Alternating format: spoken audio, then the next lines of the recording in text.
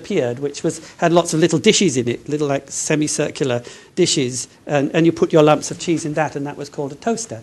And of course we had but nowadays one would have no idea that that's what a toaster was, or be able to give any meaning to this recipe at all. So how on earth would you know how to put the instructions in the recipe book into practice? And one of Sparebear's other examples, which he's fond of, the story of Little Red Riding Hood, gives the game away here. He explains that the child whose mind contains a representation of the story could, if she wishes, turn it, I quote, into bodily and more specifically vocal behaviour simply by telling the tale. But by the same token, the cook would convert the remembered recipe into behaviour by writing it down, or perhaps by orally delivering it. To claim, as Sparebear does, that the cook turns the mental representations of the written recipe into bodily behaviour by preparing the sauce makes about as much sense as supposing that the child converts the story of Little Red Riding Hood into behaviour by setting off to her grandmother's with a pot of butter and a cake. So, how does the novice actually learn to cook? She does so by working alongside already skilled practitioners in the kitchen. Although I've never had the proverbial opportunity to teach my grandmother to suck eggs, I did have the opportunity many years ago to teach my then small daughter how to break them in the course of learning how to make an omelette. My small daughter isn't small anymore. She's teaching me and telling me that men don't know how to multitask. But anyway, that was then. Now, this operation of breaking eggs into a bowl requires no small degree of skill. Keeping a firm hold of the egg, you have to strike it against the edge of a cup or mixing bowl so as to achieve a clean crack of sufficient extent to enable you subsequently to split the shell easily into two halves, releasing the contents into the bowl. If the force of the strike is too light, the shell will not crack, or the crack will be so short that when you try to split open the shell, you have to apply so much pressure that the whole shell is crushed into pieces, leaving shards of shell in the bowl and fingers all covered in egg.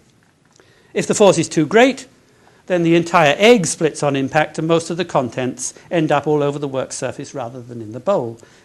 And what makes the task especially difficult is that the force required is not constant. It varies from egg to egg depending on the thickness of the shell, and no two eggs are quite alike. And the problem for the novice is this. How do you know how thick the shell is when you can't see until the egg is broken? And yet you need to know how thick it is in order to know how hard to hit it on the bowl to break it open. And there's a trick to this that you'll not find in any recipe book, or none that I've ever come across, but which experienced cooks use so routinely that they're scarcely even aware of it. This is how you do it. And I'm sure you all do this. First, tap the egg lightly against the edge of the bowl. Listen for the sound. This will tell you how hard to strike next time so as to achieve a clean crack. Boom, boom, like that. Thin shells and thick shells sound differently when they're tapped. So this is how I taught my daughter how to break eggs. She holds the egg in her downturned hand. I hold her hand in mine, also downturned, and together we strike the egg up and down against the bowl, first lightly and tentatively, then firmly and with controlled force. And in that way, my daughter gets the feel of it for herself and the sound of it too. And she's also, of course, looking what she's doing. And through repeated trials, she becomes progressively better able to adjust her striking force to a multisensory monitoring of the task as it unfolds, seamlessly combining vision, hearing, and touch. Well, now, having learned to break eggs, let me now return to the recipe for Mornay sauce. When the recipe instructs me to melt the butter in a small pan and stir in the flour, I'm able to follow it only because it speaks to my experience of melting and stirring, and of handling such substances as flour and butter, and of finding the relevant ingredients and utensils from the various corners of my kitchen. In other words, the verbal commands of the recipe draw their meaning not from their attachment to mental representations in my head, but from their positioning within the familiar context of my activity in the home. They're like signposts in a landscape. They provide specific directions to practitioners as they make their way through a field of related practices.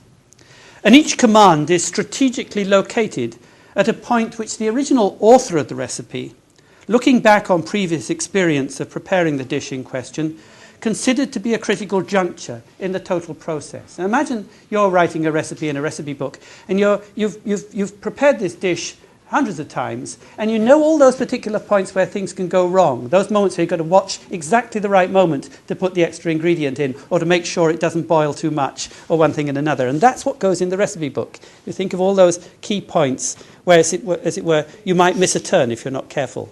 And that's what you put in the book. Between these points, however, the cook is expected to be able to find her way around attentively and responsively, but without further recourse to explicit rules of procedure, or in a word, to find her way around skillfully. So this means that the information in a recipe book is not in itself knowledge, but it rather opens up a path to knowledge thanks to its location within a field of practices that is already partially familiar by virtue of previous experience. So only when placed in the context of skills gained through prior experience does information specify a route that is comprehensible and that can practicably be followed. And only a route so specified can lead to knowledge. And I think it's in that sense that in my view, all knowledge is founded in skill. I mean, just as knowledge of the landscape is gained by walking through it, following various signposted routes, so knowledge of cookery comes from following the several recipes in the book. But this isn't knowledge that has been transmitted to me. It is rather knowledge that is grown in me as I've followed the same paths as my predecessors and under their direction. Either their immediate direction if they're present, or their kind of remote direction if I'm following the recipe book that they've written. So in this sense, recipes are rather like stories. They have a narrative structure. First do this, then that. Observe as you do this, and then that. How the consistency of your ingredients changes. When it changes that way, when you see the bubbles coming up, do this, and so on. So it's taking you through the story and telling you all the time to check up against what's going on, and then back to the story to tell you where to go next. Now, of course, anthropologists have long recognized the educative functions of storytelling the world over. But they have been wrong to treat stories as vehicles for the intergenerational transmission of encoded messages, which, once deciphered, would reveal an all-embracing system of mental representations. Because, as a rule, stories don't come with their meanings already attached, nor do they mean the same things for different people. What they mean is rather something that listeners have to discover for themselves by placing them in the context of their own life histories. Indeed, what you could say about stories here, you could also say about words. There's a wonderful article by Jean Briggs, who's a fellow circumpolar specialist, talking about Inuit and Inuit learning the meanings of words.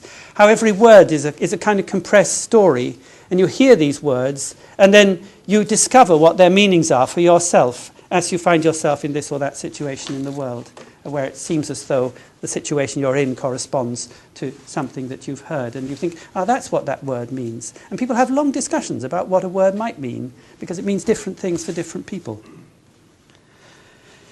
And indeed, in many cases, it might not be until long after a story has been told that its meaning is revealed, when you happen to find yourself retracing the very same path that the story relates. Then, and only then, does the story offer guidance on how to proceed. So you might read any number of recipes, and they don't really mean very much to you until all of a sudden you find yourself in the kitchen and you think, that's that. And the recipe then tells you how to carry on. So evidently, in cookery, as in any other field of practical activity, people don't acquire their knowledge ready-made, but rather grow into it through a process that I've called and others have called guided rediscovery. They rediscover the knowledge, but under the guidance of others.